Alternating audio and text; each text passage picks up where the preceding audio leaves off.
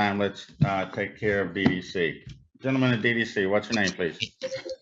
Austin Chappelle. Thank you, sir.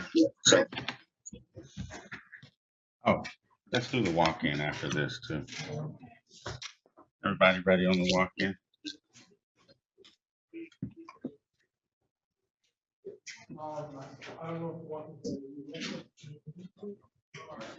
And we have to. okay.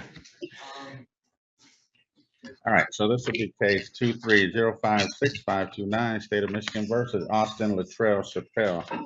Counsel. I don't have this review sheet, if I can. Sure.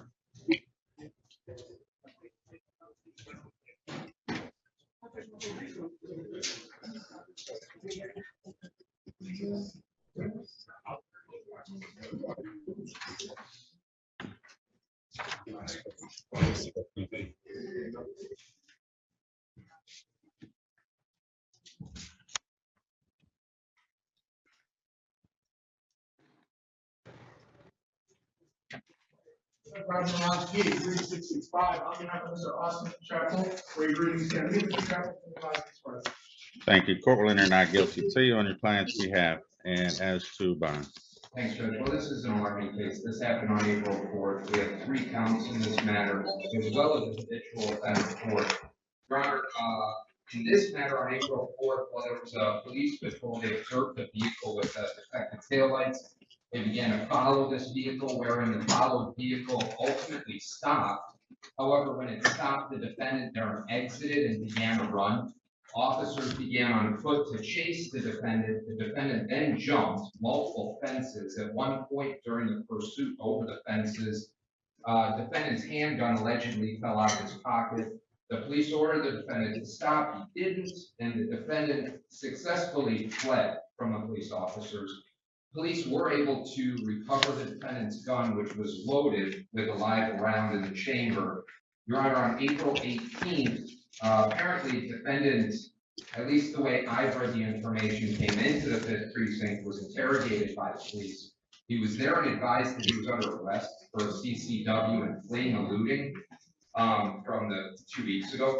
At this point, the defendant began to become belligerent, started clenching his fist, telling the officers he wasn't going back to jail. The defendant attempted to be placed in handcuffs, where he began to resist. Again, the defendant was asked multiple times to put his hands behind his back. He resisted. As a result of the resisting and continuing to pull away from the officers, both officers at that time suffered injuries, albeit superficial. Additionally, the officers, additional officers were needed to perform the arrest, wherein an additional officer also suffered an injury. Now, Your Honor, I give it to people, give it to the defendant if he did voluntarily come in on April 18th for the very serious crimes that the defendant's being charged with right now. However, that doesn't, the fact doesn't get escaped that the defendant ended up resisting multiple police officers at the time when he was told of his charges. The charges are substantial. Now he's potentially facing life as a result of the previous convictions he had regarding a CCW offense, as well as narcotics, and looks like another narcotics offense. Your Honor, at this time, the people would be asking for a $10,000, or I'm sorry, $25,000 cash, no surety bond. Your Honor, with regard to bond, I would advise Mr. Chappell, 33 years old. He indicates that he's a life resident here in the city of Detroit, residing with his children, with his oldest child. Judge, he does have 5 children in the community. He indicates that he helps support a family size. Well, he's a part of a family size of 6. He is disabled, relying on his disability. He indicates that he suffers from permanent nerve damage, but he has received his medication and will be on. Now, Your Honor, I understand the serious nature of all these allegations, but I have to point out and argue that it doesn't appear that they made him leave the charge. It doesn't appear that they made a resisting and obstructing charge.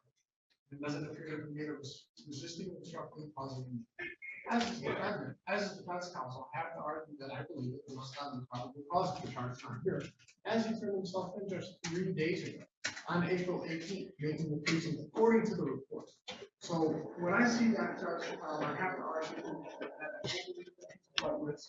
it's not an assaultive case whatsoever. It falls well within the poverty guidelines. I do believe that personal bond in this particular matter is appropriate with any stern bond conditions that you're on considers.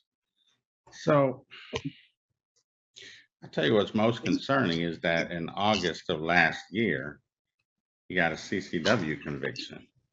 And here we are in April, and he's carrying a gun. You tell me he's disabled. Police say he's jumping fences. I wonder if it has anything to do with why he wasn't charged over. Right, Ron? There's that.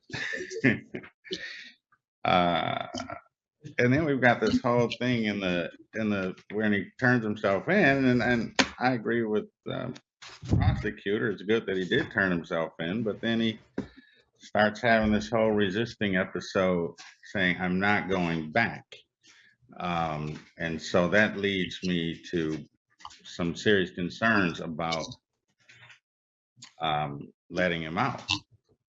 And Judge, I understand those concerns, right? And the people made a great argument, and I hear the court, but I think that these are all problems that are rectified for the benefit of counsel.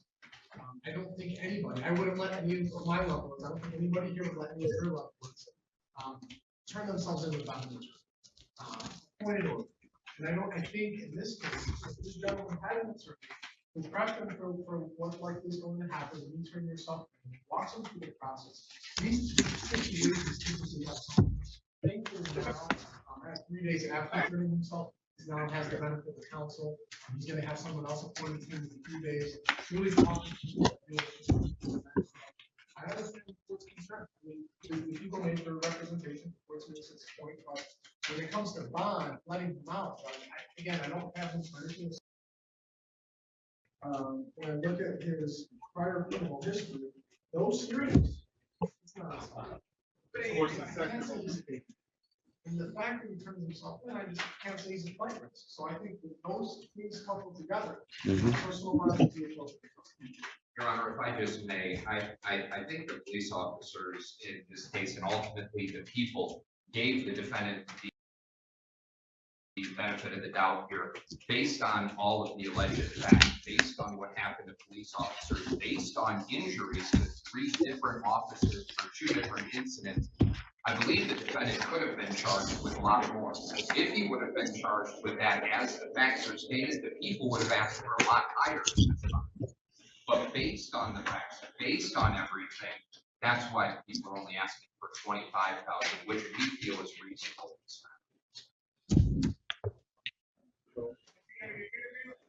Well, Mr. Chappelle certainly has counsel now, and hopefully they can tell him what the realistic options are going forward. Obviously, so here's what we'll do. Mr. Chappelle, while this case is pending, sir, you are not to possess a firearm or any other dangerous weapon. Counsel, did you say he's working or no? Judge, no, he is disabled. Okay. You'll also have a GPS tether. You'll be on house arrest on that tether, sir. And court's going to set bond at $10,000, 10%. Is that affordable, unaffordable, counsel? Judge, it's unaffordable. Yes. We're accomplishing the same thing. The guy is receiving government assistance and he's turned himself in. You know, Judge, I think because he turned himself in and he's receiving government assistance and he's going to be confined to his home on that GPS tether, he's going to have to wait probably another week before he gets out to get that cover. I would just ask the court to consider personal bond where it's going to give him a week. Excuse me, Your Honor. Hold on, sir. Hold on, sir. It's going to give him a week, Judge, and he's going to get out. He's going to be stuck in that home on a case where he turned himself in. That's not assault. Your Honor, the people could re-argue their request for 25,000 cash, which we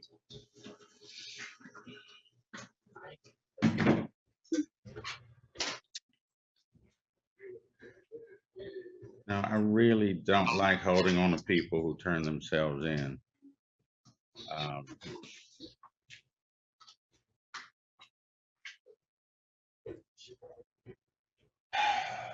Okay. We'll make it personal. 10,000 personal with the tether and the gun restriction.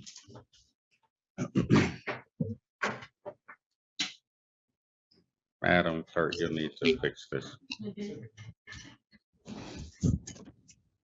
I'm sorry, the personal on that was 10,000. Next court dates will be April 28th, probable cause conference, May the 4th, preliminary exam, both in front of Judge Sabri here in 36th District Court. Thank you, sir. You can step aside.